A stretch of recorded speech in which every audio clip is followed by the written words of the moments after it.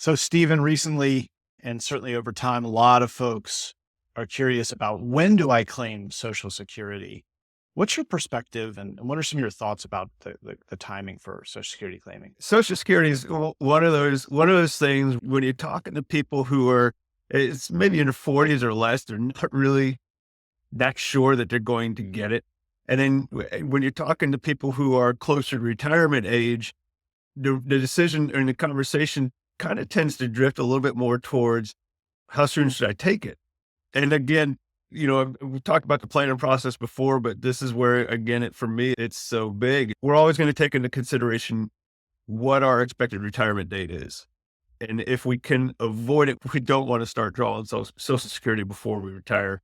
But then we're talking about, say we retire at 65, and do we hold off? Do we delay taking Social Security until 67 or even 70?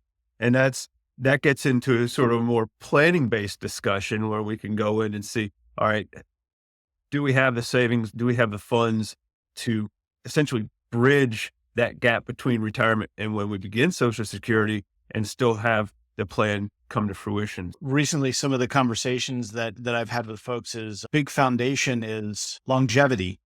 And talking to some folks, if they have family that pass away and generally have life expectancies in their late 70s or early 80s, it becomes a little bit different than if you have family that lives to be 100.